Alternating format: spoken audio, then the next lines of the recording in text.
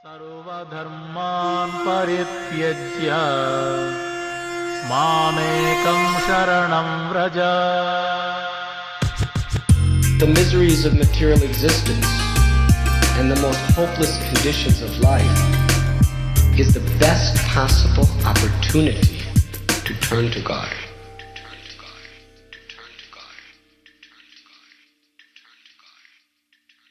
Barerupa Bhakti presents The Gift of Desperation, a Bhakti recovery podcast. This is a 12-step based Bhakti-oriented space. Here we share our experience, strength, and hope in the spirit of recovery from addictions and associated behaviors. Welcome. Hello, everybody. Happy Thursday, and I'm sitting here with Abhishek from Delhi. Abhishek has been coming around the Bhakti Recovery Group. How long now, Abhishek? Like a year? Longer? I think no, it's like in the beginning of April this year. Okay, so yeah, he's very very eager and always showing up to meetings, and I'm really glad to have him here. Abhishek is from India, from Delhi, and he's also young, a young devotee. How old are you, Abhishek? I am 21 now. 21 years old. Wow. And already at a Bhakti Recovery Group meeting and a devotee. That is amazing. So Abhishek, I'm going to ask you a couple of questions. The first is, how did you become a devotee and why? I did become a devotee because, I saw a death of my relative, my grandmother, in front of me and, in front of my eyes. So that was a, very moment that changed me to to look something beyond life. Mm-hmm. Mm-hmm. And when there are funeral rites going on, one of my relative who is a devotee, they preached to me during that time. So Oh, nice. Nice. So are your family are you just Hindus? Like, are you not just Hindus, but are your family Hindus? yeah, Okay. they're Hindus. Fantastic. So, so you became a devotee. Then what happened after you became a devotee? Did you go to the temple? Were you a brahmachari? I did go to we have temple nearby near our home, and I tried to live in temple for a few while, and then lived in base, and that's kind of little that's kind of ashram, and it's for Mhm. youth. Oh, So nice. that and they can do their studies, and and they can also learn about bhakti. And How old were you at that time? that was like last year, maybe a year ago. Wow. Okay. So you're also like a fresh devotee, right? Yeah, In that this way, it's Christmas it will be 3 years for being in bhakti. wow, the bhakti path. That's amazing. So, okay. So what happened during that time? So you became a devotee. What kept you coming, being a devotee? What was the main, how was your relationship to God at that time, to Krishna? Were you very much longing for Krishna, or were you just kind of like, okay, I'm just going to check this out? How was it for you? I wasn't too you know too fanatic, but I was getting into it because because I was trying to go deep inside, and to be a hardcore Hare Krishna. And you know because I had been through, I had seen the material world, and it didn't look very good. And then when, I was preached, I slowly found out that other processes aren't very good. So I was like, I will do this, and I was going full force into, bhakti. Wow. Okay. So it was kind of like you saw the material world for what it was. You knew that it had nothing much more to offer to you, and then you decided to dive deep into the bhakti path. Can we safely say Yeah, that? Okay, yeah, yeah. nice. Very nice. So what happened? What were the challenges on the way for you? Were there a certain amount of challenges that you're like, oh, this is not working? Or, because when we all choose a path, we choose a path, and sometimes in reality, when we're walking that path, all kinds of stuff we get these obstacles in the way. What were some of those obstacles for you? And were those obstacles the ones that led you to Bhakti Recovery Group? Yeah, some of, before in my, childhood, it was, somehow traumatic. And, I had, I was in depression in very early age. And, then I thought, it went away. And then I thought, oh, I have cured it. And then, I'm fine now. And then, after coming to bhakti, I was like, oh, this is the solution to my problems, all my problems. So it was like that. And then, while performing bhakti, there were challenges along the way. I couldn't do very nicely. I can, consistency was a problem, discipline was a problem. And, when I was trying to be disciplined, you know all those traumas and triggers kicked in and something like that. So I got into depression again, even while performing bhakti. So that was something new for me. you know I was surprised, what's happening to me. And I was kind of also in denial. This can't happen to me, and something like that. So that was also very, you know like, it changed my perspective a lot, changed my view towards bhakti and towards life.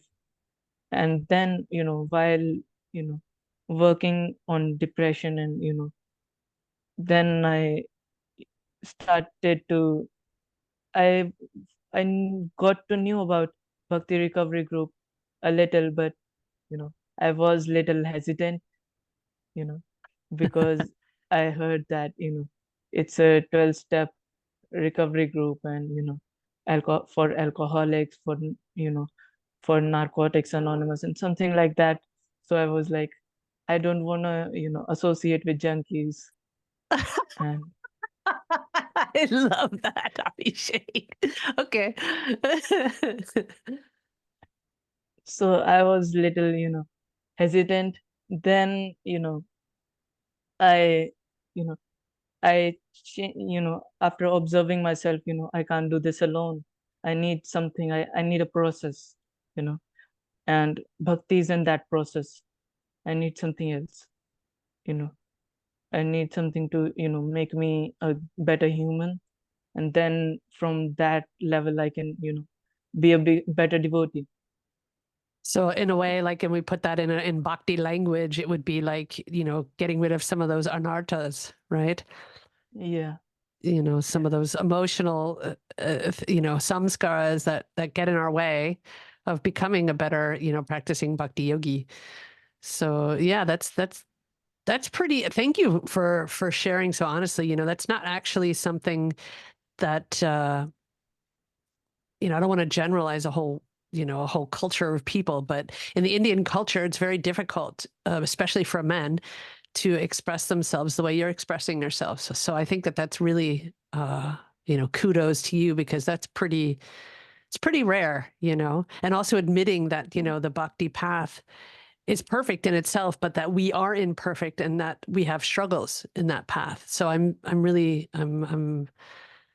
by saying this, Abhishek, you are helping others who who can't come forward for some reason because they can't admit, that, all of us, when we become vulnerable and we're able to express that, as a Westerner, we're always like, trauma, this and that and this, but in Indian culture, as far as I know, and as far as the people I know in India, it's not really part of the culture, speaking in this language. So thank you for that. You might be Yeah. inspiring a lot of other Indian-bodied people.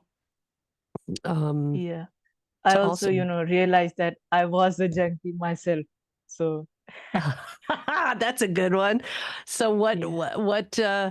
okay, so what kind of, okay, junkie, I mean, how do you, would you care to further elaborate on that? I wasn't, addicted to alcohol or some drugs or something like that. But, my behaviors were like, you know, like I would get, workaholic or something like that. And that's also an addiction, but Mm-hmm. that's, even harder to recognize and get rid of because it's very subtle and you don't know what's happening. When Yes, it's punching, you can't see the punch coming. So it's so true. that's more harder. And, after attending ACA meeting for the first time it was my first PRG meeting that I attended. And, hearing the laundry list was, oh, that's me in the first moment. Yeah. So for those people who don't know what ACA is, that's Adult Children of Alcoholics and Dysfunctional Families, which means you don't have to have parents who are alcoholics, but dysfunctional parents. And you actually don't have to have that in order to act or have the laundry list, which is a check of personality traits that we have as adult children of, I would say, adult children of Maya. I mean, Yeah. this world is dysfunctional. It's you would have to be insane not to know that, So Yeah. so okay, so you realized this and you were kind of, so you realized, how was the struggle for you when you started realizing you were struggling with a bhakti path? What happened to you, like mentally, during that time? And you say you have depression, and so what were did you have like confidence problems where you're like, okay, why can't I get this? What's wrong with me? Or like, oh, this doesn't work. Were you doubting bhakti? Were you doubting yourself? Both? What was going on in your head at that time? Yeah. It was like, I felt like I didn't had any, friends during, even my childhood. And I was like, I can't trust anyone. And, even though, if you are like, if you see in a strategy of parenting, there is a good cop, bad cop thing. And, you know, you tell the good cop and you realized, oh, you messed up. And, they are going to punish you too. And they are not going to save you. And, and then, you were kind of in, you are labeled as, mama's child or something like that. If you are, sharing your heart with your parents or something like that. And, you start keeping everything into yourself. and Mm, and that's, hard for especially men. And yes. for, for everyone in any culture, men, men were supposed to be strong and this and that. And, I, I have emotions, but, you know I'm told to not express them. So what's gonna happen? It's gonna explode somehow. Yeah, or So implode, right? Or yeah. implode. Yeah, so something is gonna happen. And, you know then I realized that, I need to trust someone. But, even when I was, in a relationship with, with my girlfriend, my ex-girlfriend now. So I also didn't, I was kind of trying to show my fake self, you know, oh, I'm this, and that, I'm this and that, and showing something perfect, trying to and hiding all your flaws. And soon I realized that that's not gonna work. And even in bhakti, I didn't had any friends. You know, I was kind of friendly to everyone because I knew that everybody needs friends, you know, and if they have a friend, and so they will be inspired to do bhakti. This was my marketing strategy and way of preaching. And Mm. but you know I didn't let myself in. I sharing in confidence, which we say, which is essential for bhakti. I didn't let that happen. So one time I was just crying and crying, and someone said something to me, and I I called a devotee who was friendly like me to everyone. But so I called him and I said, I'm not feeling so well. And then we had a chat, and I cried, and he held me. And then you know started to getting trust, and loved.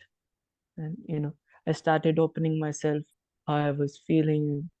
He had been through similar things in his life, and he was open to share his life to me. And we went deeper into how things are happening in our life.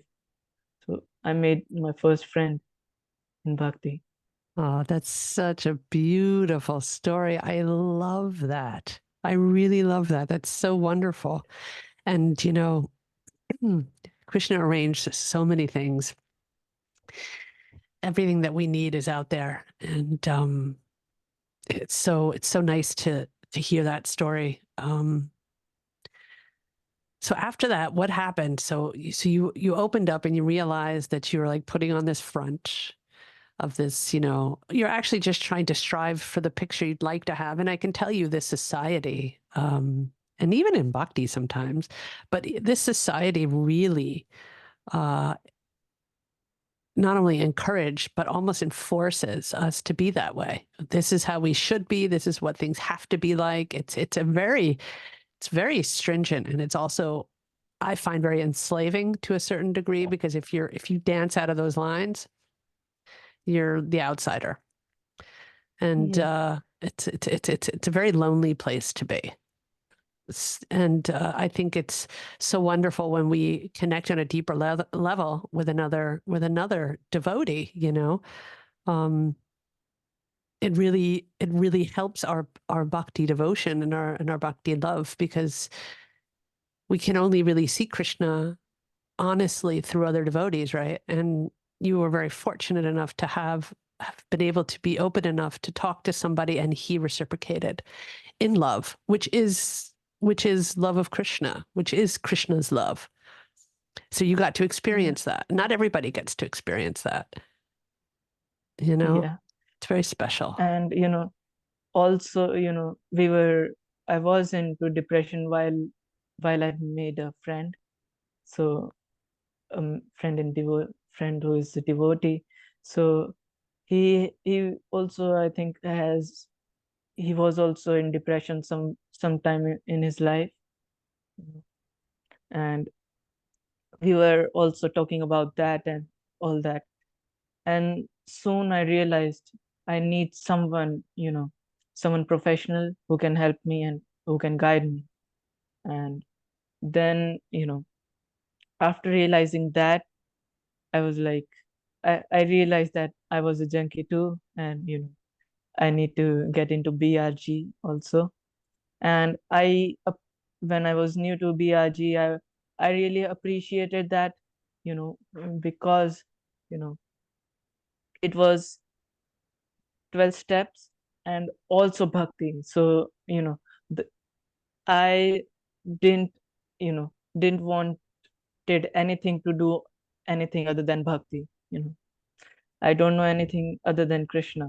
I don't want to know anything other than Krishna, you know. So being, you know, being into a space like that where bhakti is also, you know, the people, they know philosophy you are practicing, you know. We are practicing similar philosophy, we are into, you know, similar things, and you know, we all are going to kirtan, and we all are dancing in kirtan, and you know, we all are doing all those things. And you know, even some of the spiritual practices are helping with the addiction. So when we can recognize it, but if I go to someone and I would be like, oh, I'm doing this, I'm going to temple, and you know, something like that, they would be like, oh, you know, I was like, they would be saying that this guy is crazy. And you know, I you know, and you know, I want to get crazy in Krishna's love, but you know, someone is, you know, criticizing me and thinking that he's crazy, and you know, I can't deal with that. So I'm already into depression, so what good is gonna come out of that? You know, that's what I thought, and you know, that's what I realized. And I also, you know, while taking, you know, help from professionals, I wanted them to be a devotee also, you know, because you know, if therapist is going to say you know, criticize, you know, you are doing this, you are doing this, it's good, but you know, you are doing, it's Krishna conscious, and he doesn't understand Krishna conscious, and he'll be like, you're crazy, you know. Hmm. Those things are, you know, not in the psychological books, and you know, out of the syllabus. So because it's spiritual, and you know, not everybody will get that unless they are, you know, going through Spiritually the same minded. thing. Yeah. Mm, that's wonderful. How did you, so how did you know about 12 steps at all? Did you know about them before you got into the BRG, into the Bhakti Recovery Group? Can you repeat? I Sure. couldn't hear you. So how did you know about the 12 steps? Did you know about them before you found out about Bhakti Recovery Group? I heard them in an audiobook, and you know, I heard about the story of Bill W, Hmm. and you know, who created the 12-step program. And you know, I heard it in a, you know, in a book related to habits and you know, psychology. I am very interested in psychology.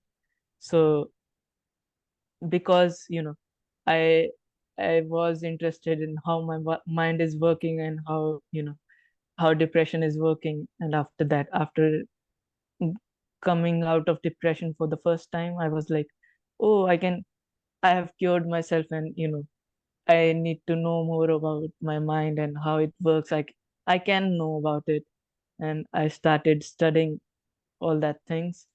So all those self-help books, and you know, uh, other psychological interesting things on internet. So I was reading this book about habits, and you know, and then on in that they told about, you know, how addiction works, and you know, things like that, how addictions are a habit, and how Bill W created a program that helped people get out of addiction. So Wow, something like that. that's amazing. And so how did you hear about the Bhakti Recovery Group then after that? You know, can I plug in? Can you You plug know, in? like I started taking counseling, and you know, I used to hear the Wisdom of the Sages, you know, Ah, okay. podcast, and they, you know, talk about it all the time, and you know, they mention it all the time, but I wasn't very, you know, into it. And then while I was taking, you know, counseling through devotee, they also inspired me to, I asked them if they knew about BRG and they knew about 12 step, something like that. They said, "Oh, I also go to BRG, and you should come." And they invited me, and I was, yeah, then I that's how I entered. So yeah. So is it so you came, and how did your life and your bhakti practice and everything else, how did that start to change, or did it help you? Did it change anything in any way? And what were those changes, if so, after coming to BRG? After going into depression while being in bhakti, I was like, you know, it's the best thing, it's the best thing to do in the whole world. The bhakti is the best thing, but Yeah. I can't do it. So Yeah. I have to quit it. And so I was quitting it, and I started, the things that I liked so much, I even stopped doing them in bhakti, like something I could do for hours, and I even hated doing that, started hating that. And I think that that's because of the depression. But you know so after that, I hit a hard reset in my life. And so I did it. I started the bhakti from a different perspective, from a different you know point of view, and you know from a different way Moved of life. Yeah, I through the took a Bhakti move Recovery to Group. different. Yeah, through the Bhakti Recovery Group. Wow. That's pretty profound. And I'm really glad that there are people in the Bhakti Recovery Group doing service. You're also eager to do service. You're always asking for service in the Bhakti Recovery Group. And I really got to keep figuring out what kind of service I can give you at the moment. There's not, at some point you can start chairing meetings, if you want, but we can talk about that afterwards. So, Yeah, because I think you're pretty, you're pretty special. And we love you at the Bhakti Recovery Group. I don't think anybody doesn't love you. Do you feel welcome with us? yeah, I feel welcomed and loved. Very good. And you are, that. And you also have the plus of being a sweet 21-year-old, So it's so like my mother instincts come out, and I think a lot of people feel the same way. Um, but you're also very, you're deep. And we love that, people who you're a thinker. And if, you have a lot of deep emotion, and that's what's valued. It's not discouraged, it's valued, because we can use that. We can use that to help others, and we can use that in our bhakti practices, and we can use that for Krishna, right? So what becomes something of a detriment in our lives that can lead to depression, that can lead to all these things, we all of a sudden use that to have a purpose in life.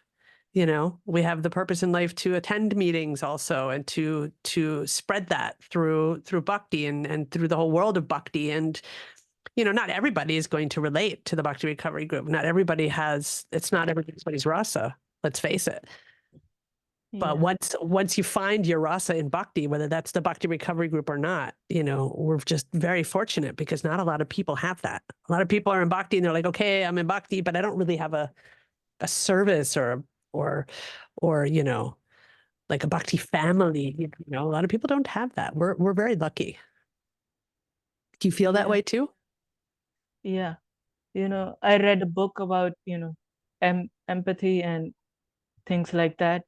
And it's it said, like, sometimes we bhakti people, we, we act like Mayavadis, impersonalists, you know. We just want to do our bhakti, and we want to do, our betterment, our perfection, and everybody go to hell. Everybody else can go to hell, Yes, yes. And, that kind of perspective is not so good. And, you know, that happens a lot until, people change their perspective and, you practice it, you know. They can understand it, but until they practice it, it's going to be hard. So you like I didn't feel very welcomed, and in the starting time of, I was welcomed, but it wasn't my kind of welcome. But when I entered Bhakti Recovery Group, I I felt loved, and there was someone, there were devotees who I could share my heart to, Yeah. because I didn't had that earlier in my life. I didn't had that earlier in, bhakti even. So I couldn't, share in confidence, you know. So things like that even helps our bhakti, but they need to be, open in the in the program. People need to understand it and practice it. You know, I should help others too. You know. That's really nice. That's what we're about. It's that reciprocating, this, the thing is, and the paradox of all of that is this, and we can do both at the same time. It's not one or the other. The paradox is this: if we don't continue to work on ourselves, which means not in the mood of I'm going to work only on my bhakti the way I do it and everyone else can go to hell. It's more about the stronger my own bhakti is, the stronger I can be for the community. So if we're doing it in a way of where we can say, I'm serving, it's a win-win. I'm serving this vessel, this brain, I'm conditioning it so that it can be of use for service. That's kind of how I do it. And I think that's what you were saying. That's what I got. So it's one of these things where we're working on ourselves. As we're working on ourselves, we give freely of what's been given to us. And that's the wonderful thing in a 12-step program, is that we know that we can't keep anything unless we give it away. This is the wonderful thing. And it says so in Bhakti too, maybe just not in that, in the simplest of terms. And that's why I also love the 12 steps. It's for idiots like myself who really, need it very, very simple. I mean, I'm not an idiot in that way, but I'm a very complex person who needs very simple instruction.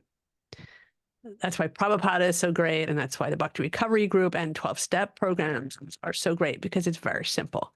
It's simply put, with not a lot of, but if we start reading Vedic literatures and all of that stuff, it's like, it is a life's work, right? And there's a lot to read and a lot to do. So I think it's wonderful seeing the 12 steps and Bhakti Recovery and Bhakti working in your life, and how that helped you. I see this live because I remember when you first came. I remember everything, actually. And I know that you're always showing up to meetings, and you're constantly, you're there, and it's very inspiring. Yeah, like what you were sharing about, about the paradox and things like that. It is, that's the higher level, what is being performed in BRG. It's the higher level of the consciousness. You know, it's the higher level of state. It's the higher state of consciousness that's being performed generally every day. But in bhakti, it takes time for a person to go to a higher level. And in It's like the the express route. yeah in the in the BRG, it's, it's already there from the beginning. So that's what that's what I think it is. That's wonderful. So, so yeah, is there anything else you'd like to share? Yeah, I would like to share that, I recently heard that, in bhakti, we we give ourselves affirmations, opposite of affirmations, the mantras that, I'm not this body, which means, I don't need to exercise, I don't need to take care of this body, and, things like that. And, I'm not, I don't need to be materialistic. That means I don't want to earn a lot of money. And, that's kind of how we get programmed. But, that's not how bhakti is supposed to be performed.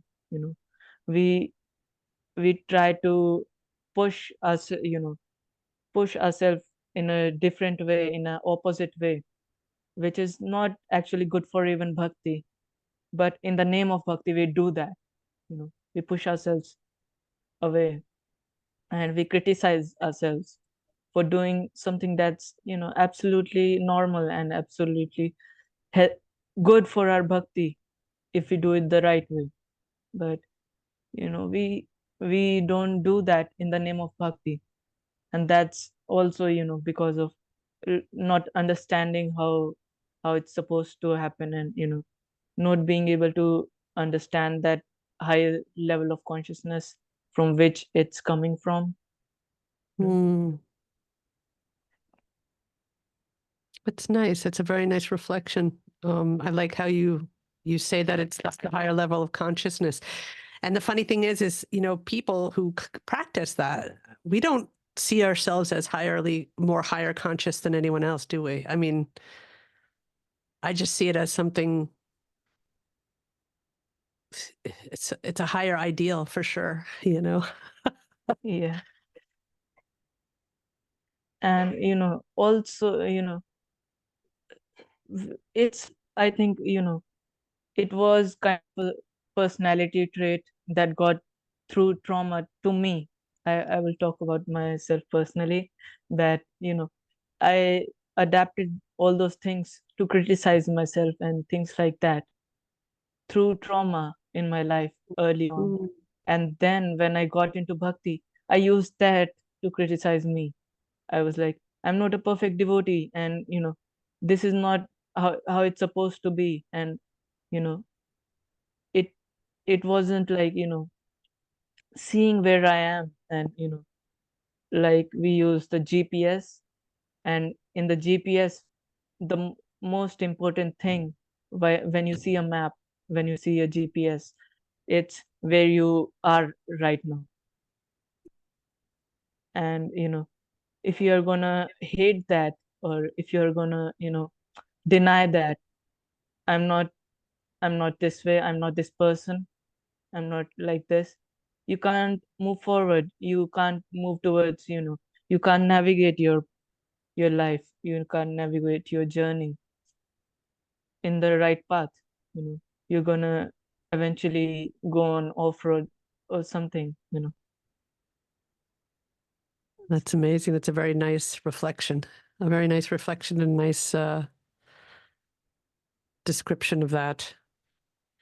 So what are some of the things that perhaps that changed for you? Like, okay, so you used to chant, or you used to the things you said. So it's funny because the thing is that it's like you said, you used all those things to basically beat yourself up. So if we get this wonderful, like I would say, like magic wand, we can either perform magic with it or we can hit ourselves over the head with it.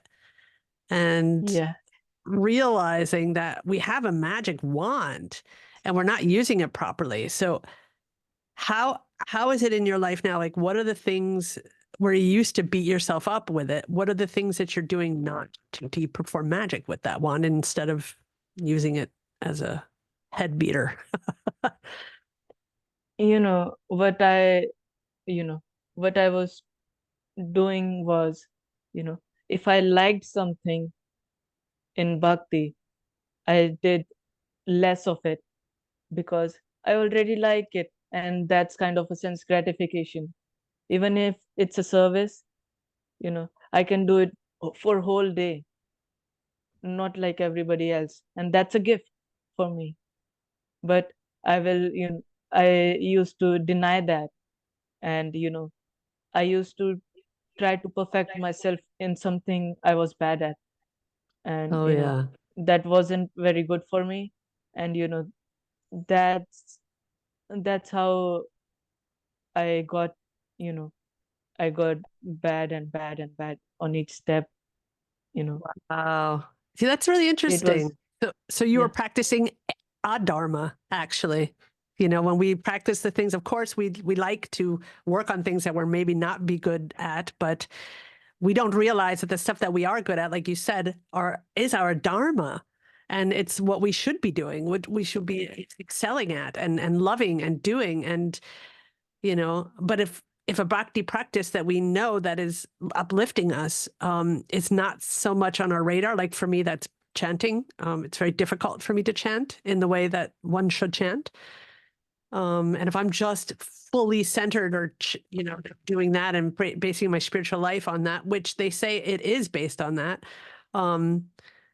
then yeah, I can see how that can happen. It deteriorates and you use that magic wand as a stick to beat yourself.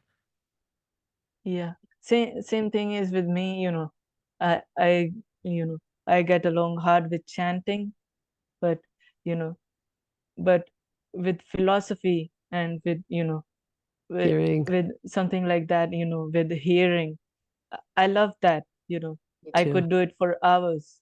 So, Me you too. Are know, you ADHD, by the way? I might be, you know, I might be. I don't know Okay. that.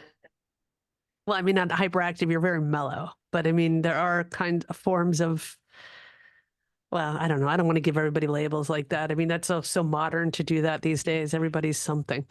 Anyway, sorry. Yeah, I think I'm ADHD. I realize, you know, I can recognize most of the traits in my life, but Yeah. I didn't want to label myself. So, Yeah.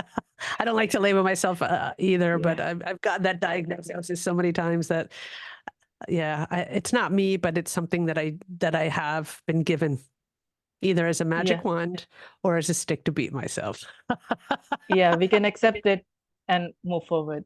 Yes, really good. Yeah, Well said. This has been really nice, actually. So go ahead. I'm sorry, I don't want to interrupt. We have another 15 minutes or so. So yeah. So I also, this is how I lived my life, that, I I was, I was told in my life that, you have to, it's told in schools mostly, you have to perfect in every subject and something like that. And yeah. if you are bad at something, you gotta work more on it, and you gotta spend more time on it. And, you know, and I just recently realized that it's not the same with life. You know, life is not like school, and, you know, not like that. That's even not practical, but that's what I used to do in my life. And then when I came to bhakti, the same thing started doing in bhakti also. That became my life. And, and that bhakti life wasn't very productive, but, when I started to do it in the right way, you know it flourished more betterly, and, more quickly than, Mm. it did earlier. I could see the change in me happening. And, I see it too. I saw the change in you since you've been coming around till now. You're just a very quite you've you've blossomed a lot, I have to say. so that that blossoming happens through the, through the right way. But unless you know it, unless you know how to do it, unless you accept it, in your life. You can't even think of it. You can't practice it. You know. So Krishna brought me into the way, and he told me the right thing at the right time, and And you were kind of listening. Krishna That's the thing, miracles. right? And Yeah, you were listening. yeah, yeah. He tells when you are listening, or we can say, you know, he tells all the time, but we Yeah, are he we tells aren't all the time. listening. Exactly. Ah, So I started listening, and it worked. So so I would appreciate everyone who is listening this, that open up your ears and start listening. And I love that. I love that. Take the cotton out of your mouth and stick it in your ears. No, take the cotton out of your ears and stick it in your mouth. yeah, that's that's how it can be better. That's how I Yeah. am trying to make my life better through bhakti, through the 12 steps. Yeah. Well, you are an inspiration.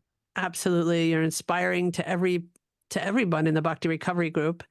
And you're so valued. And I know that every time your name pops up at a meeting on Zoom, I'm always very pleased and happy that you're there. Fills my heart with joy. Yeah. And yeah, so what are your next, well, like what are your plans at the moment? So you're in Delhi. I know you're working. I know you were at an ashram and then you moved back to Delhi. So what are you doing now? What are the next steps for Abhishek?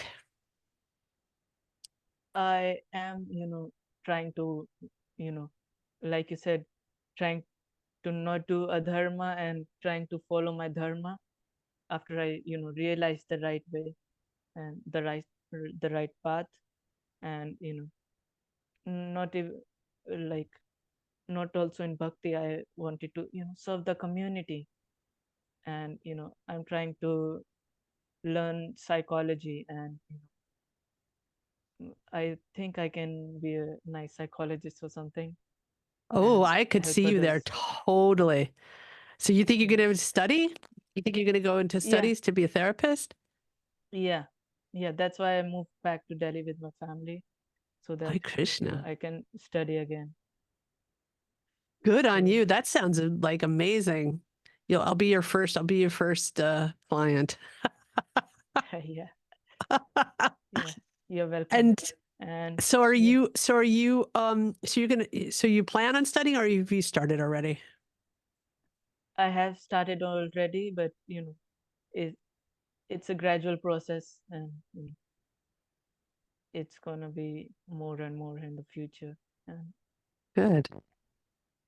and also, I want to, serve the community, you know, through after being psychologist, I want to, serve the devotees, and, try to inspire them to look inside, if they have, all those, we can call them anarthas, or, if Hmm. even they have trauma or something they can deal with through 12 steps. Most of the devotees are ignorant to that part of life, I think, and I was too, un- until Krishna brought me, and he pulled me, and you know and He pulled you kicking and we can, screaming, but you went anyway. yeah, and he kind of baited me, and and Wow. he baited me into bhakti life, and then he directly pulled me, and into the recovery and all the process. So I would, like to inspire others, that in the future, that I can preach in that way, so that they can look inside, and you know in that way they can perfect themselves, in they can perform the highest perfect philosophy. They can practice it in better way, that then they are trying to perform it right now. So Wow. That is a very amazing service and an extremely important thing to aspire to, because I think we need just more people like you, especially, you know, devotees who aren't Western, who haven't, who, because in the Western world, it's just like, well, I mean, I think it's coming more and more that way in India, but I think like therapy and counseling and 12 steps, that's all a bit, still a little bit taboo, even in parts of the Western world. It's just a little bit more accepted here. So I think that is amazing. Are there any plans of you opening up a BRG meeting in India, in Delhi? I mean, there's a temple in Delhi. I'm sure there's a lot of devotees that need it. yeah, I was thinking of that, and we can discuss about it, how to do that, you know, and serving the community, and serving everybody, and if they want, they can choose the path of bhakti, or even not, you know. So I want to serve everybody, I wanted to serve everybody, like I was depressed, you know, in, you know, I was in my childhood, actually, we can say, or teenage, and early teenage, and I was depressed. And, you know, even if I told anybody that I was depressed, and they were like, what are you depressed about? You have nothing in your life, to be depressed about. You are just a kid. And, there can be more things than they seem, actually. So I Yeah, had nobody in my life. So I want to help people like myself, and that's your dharma. mm, You yeah, know, at 21 years old, you know what your dharma is, and you know how to get there. That is such a blessing. So a that is, for me, someone who's very exalted. I know you probably don't see yourself that way. That's a huge privilege, at 21 to know that. So I'm very grateful. yeah. And I am trying to journal myself, and trying to record all the things I have in my life, so that I can inspire others from my story. you know I can maybe write an autobiography or something like that, because that will inspire a lot of devotees and a lot of people in general, to to this recovery path. So I actually, I want to take this opportunity right now to ask people. I don't ask anything for myself, but I know that Abhishek, do you still want to come to the Bhakti Recovery Group retreat in Mumbai? Yeah, if I can, I would like to, yeah, a lot. I would So appreciate being there. so the thing is, Abhishek had asked me how much it was, and it was, for I guess, Westerners, it's not like a whole hell of a lot of money, but I think for a studying student in India, it's probably a lot of money. So I think Abhishek really wants to come, and I don't really have the funds. If you guys would like to help Abhishek come, but it's pretty short notice. We've got a couple of weeks, and help him out with lodging. Please, I would be really happy if you could help Abhishek out. I personally would help him out with something, and we have to see how much money he needs. I don't even know that now. This is pretty spontaneous, me asking about this. So if you'd like to donate for Abhishek, please go to jivagcoaching@gmail.com. That's jivagcoaching@gmail.com. That would be on PayPal. You can make a donation. Make sure it's for friends and family, and put Abhishek. That is ABHISHEK,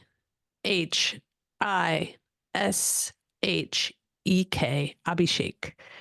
And maybe we can get enough money to get him over to the Bhakti Recovery Group retreat in Govardhan Eco Village outside of Mumbai.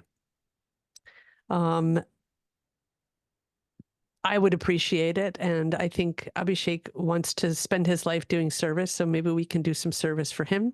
I will be the first to donate to that. Yeah, what do you think about that, Abhishek? Is that okay for you?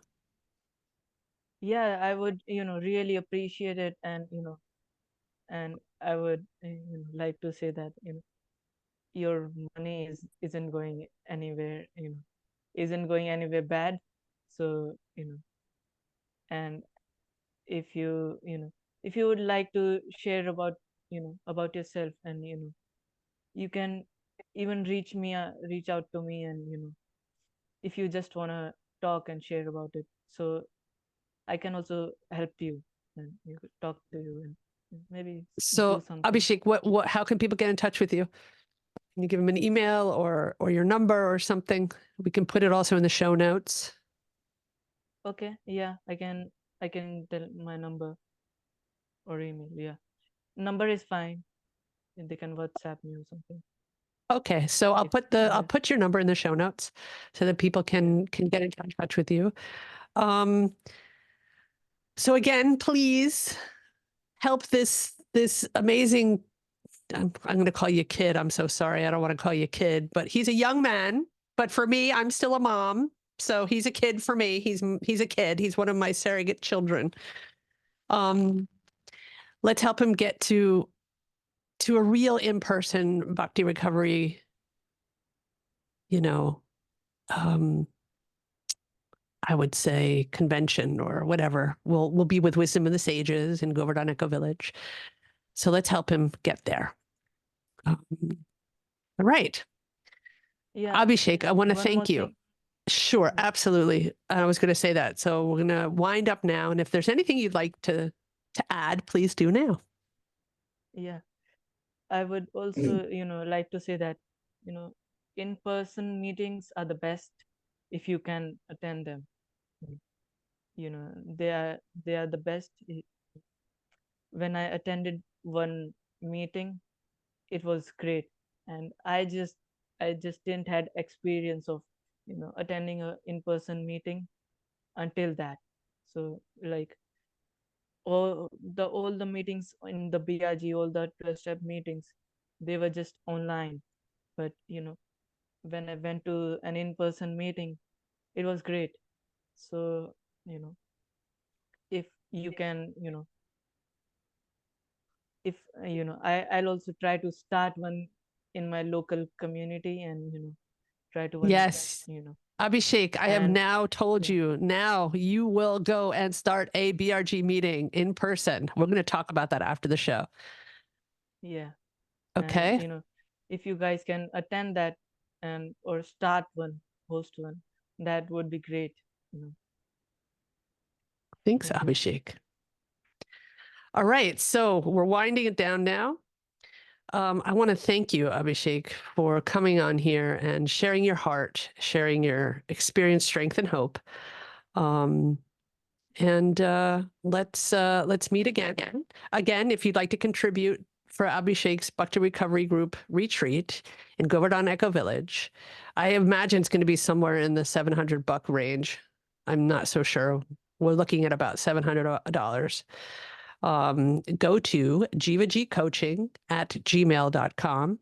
That's PayPal at jivagcoaching@gmail.com. PayPal, jivagcoaching@gmail.com. That's JIVA, the letter G, and then coaching@gmail.com. All right, Abhishek, thanks again. And see you guys next Thursday. Hare Krishna. Haribo. Hare Krishna. This concludes another episode. Thanks for listening. In order for me to serve this community to the best of my ability, I welcome feedback.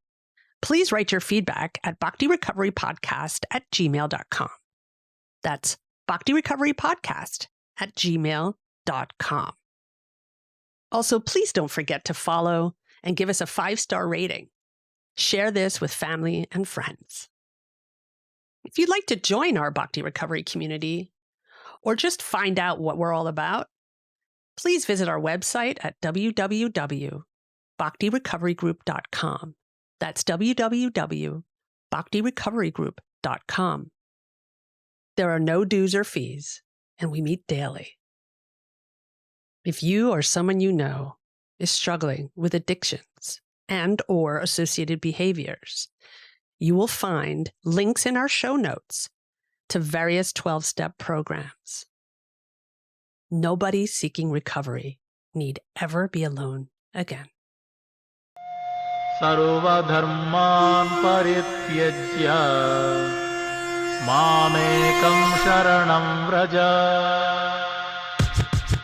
The miseries of material existence and the most hopeless conditions of life is the best possible opportunity to turn to God.